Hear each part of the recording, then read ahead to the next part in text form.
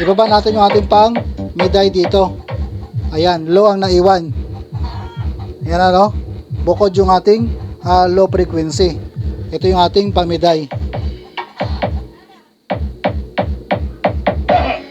So, sa mga viewers natin na nagtatanong idol, ano, kung paano daw mabukod ang low at saka pang mid-high dito, so, gamit natin ang dual amplifier, ano.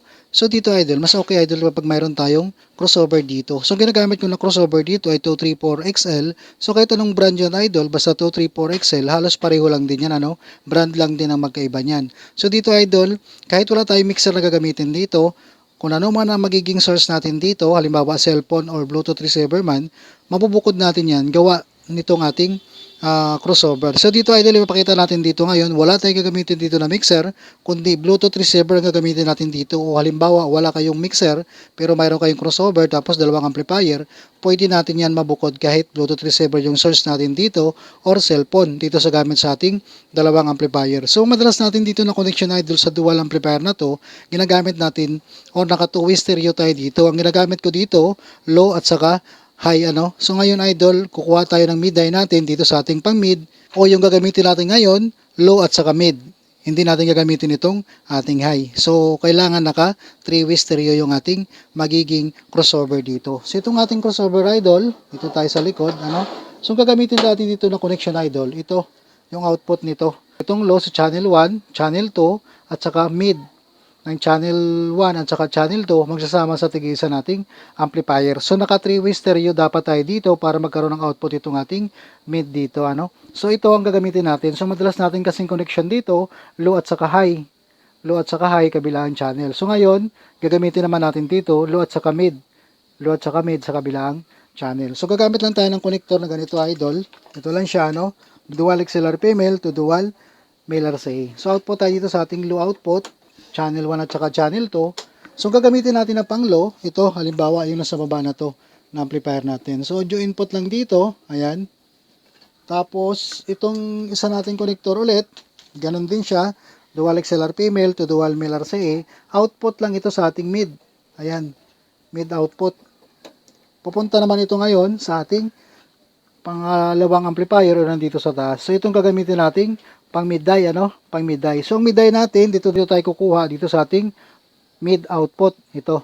Ayan. Tapos yung low natin dito, ito naman sa baba. So yan lang siya idol, ano? So halimbawa, gagamit tayo ng Bluetooth receiver dito. So halimbawa, wala tayong mixer, ano? So kung wala man tayong mixer, basta mayroon tayong crossover, okay yan, mabubukod natin yung ating dalawang o tatlong frequency dyan. Low at saka mid-high pagsasamahin natin. So halimbawa itong ating Bluetooth receiver. So nakita niyo naman tayo dito sa ng video natin. So gagamit lang tayo ng connector na 3.5 to XLR male. Ito, gagamit tayo dito. Dito tayo mag-input sa ating crossover. So itong connector natin, ayan, 3.5 to dual XLR male. So 3.5 output dito sa ating Bluetooth receiver, ano. Ayan, tapos napunta rito sa input ng ating channel 1, channel 2 ng ating crossover. So yan siya idol. Yan na yung magiging connection natin. Pwede na yan, ano. So ngayon, dahil itong ating pang mid-high na amplifier, so dito tayo mag-connect ng ating pang mid-high na speaker. Kabilang channel po yan. Ganun lang din dito, itong ating pang low. So dito tayo mag-connect ng ating pang low na speaker dito sa baba. Left and right channel lang din yan.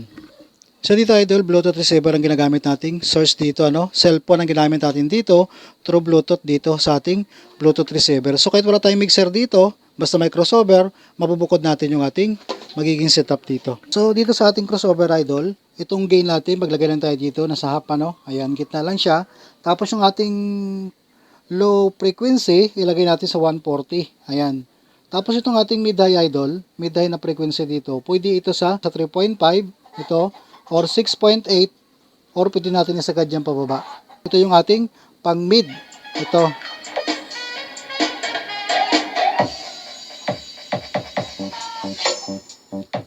Yung ating pang mid-high, ano? Ito. Ito siya. Ito siya, magbabago pa to. Ayan, 6.8. Ayan, 3.5. Pwede tayo magdagdag ng gain.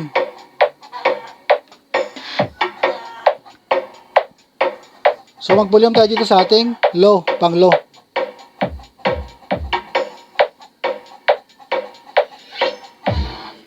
Ayan, may low na yan idol. Tapos meron na pang mid yan. Ibaba natin yung ating pang mid-high dito. Ayan, low ang naiwan.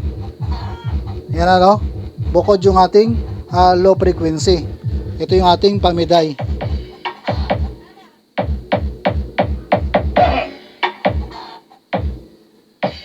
Ayan, mid-high na tira. So yan na, idol, ano, napabukod natin yung ating low dito at saka pamiday gamit yung ating crossover. So kahit naka Bluetooth receiver yung ating source dito, okay yan, ano, mas okay siya. Kahit wala tayong mixer na ginagamit dito.